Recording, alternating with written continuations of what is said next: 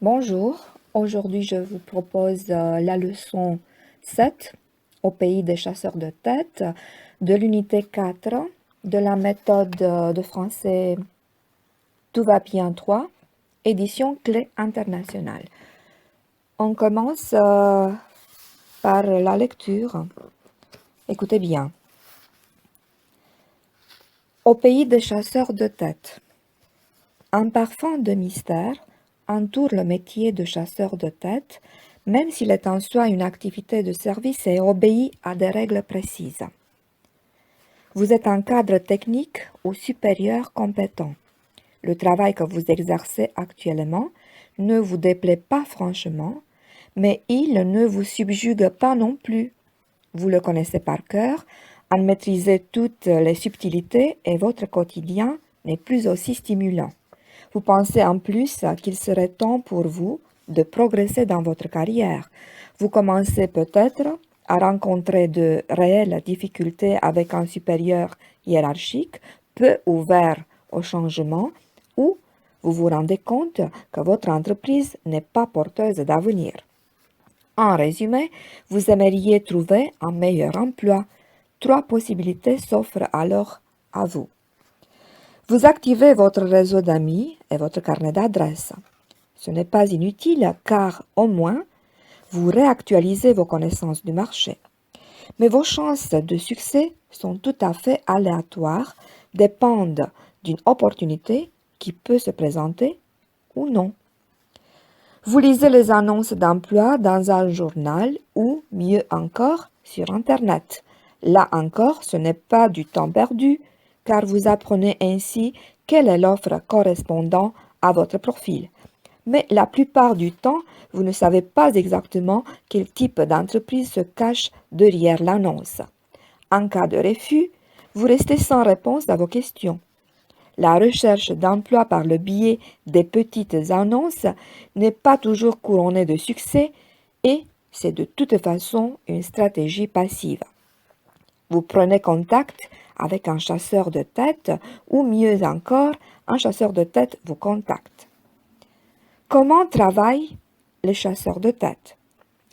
Il y a 20 ans à peine, les chasseurs de tête étaient encore considérés comme des têtes bizarres. Ils travaillaient essentiellement sur le secteur restreint du top management, leur méthode passait pour mystérieuse, voire louche. Le chasseur de tête travaille sur commande de l'entreprise, à une exception près. Quand il sait que telle ou telle entreprise cherche du personnel et que de son côté, il connaît un cadre qui cherche à bouger et serait qualifié pour le poste. Dans ce cas, il met en relation les partenaires. Mais ce cas de figure est plutôt exceptionnel dans la vie d'un chasseur de tête.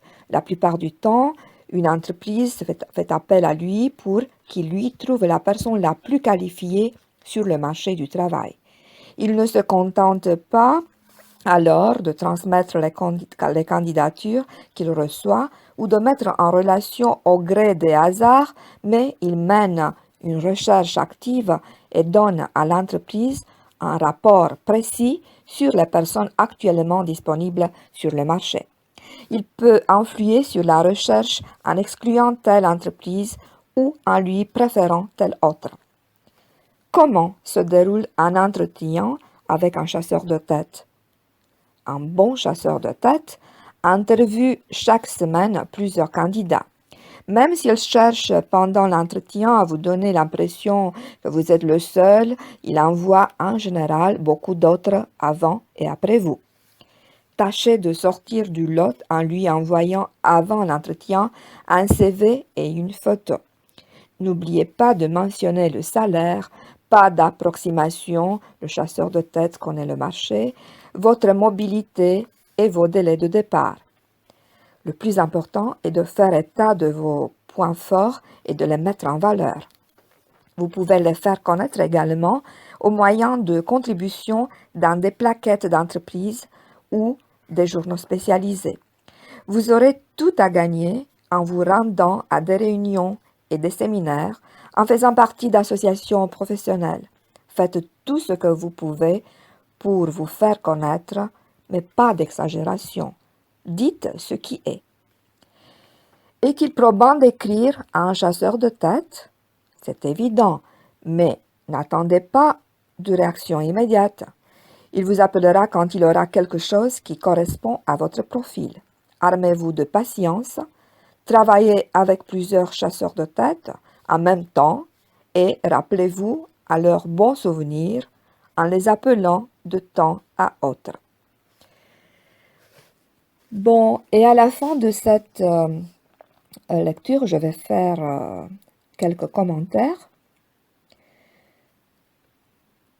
C'est un texte évidemment spécialisé, destiné aux cadres supérieurs et aux ingénieurs.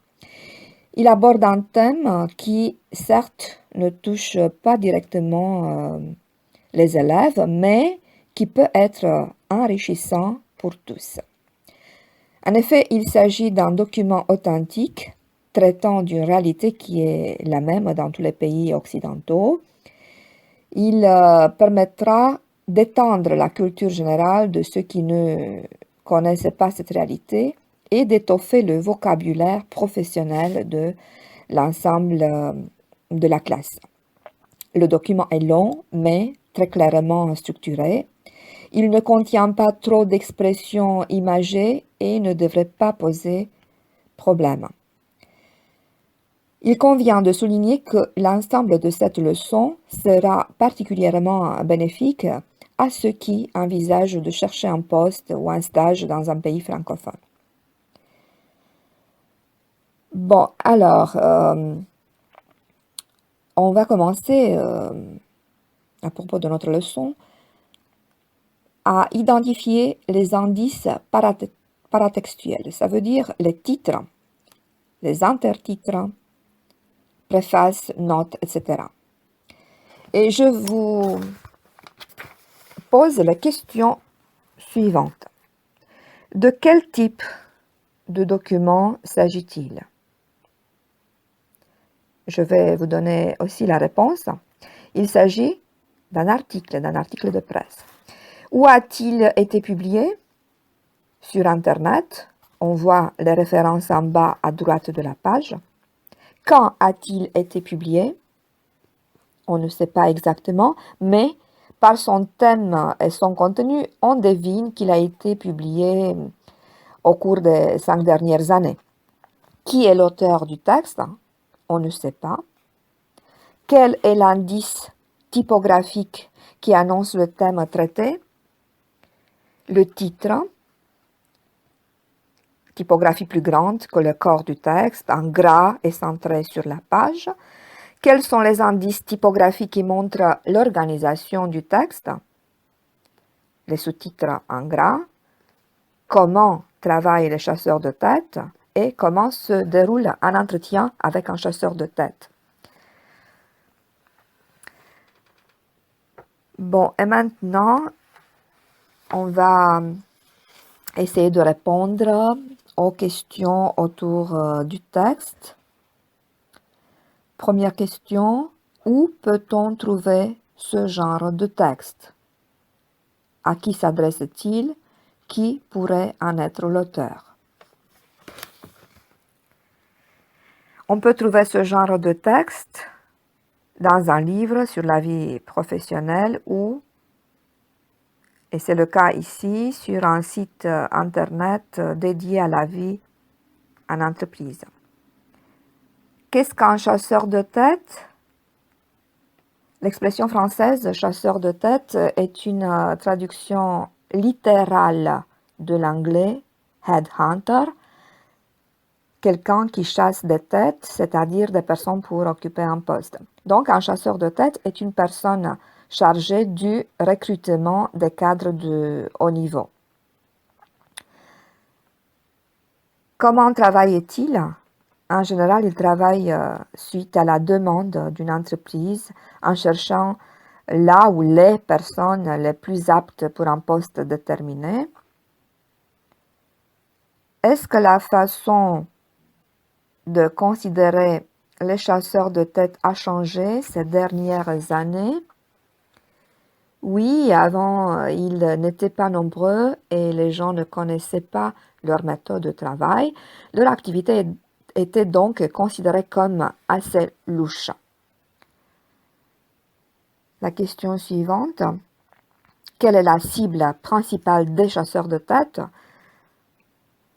C'est assez simple à répondre maintenant, après la lecture du texte. Les cibles principales des chasseurs de tête sont les cadres techniques ou supérieurs compétents qui souhaitent changer d'entreprise.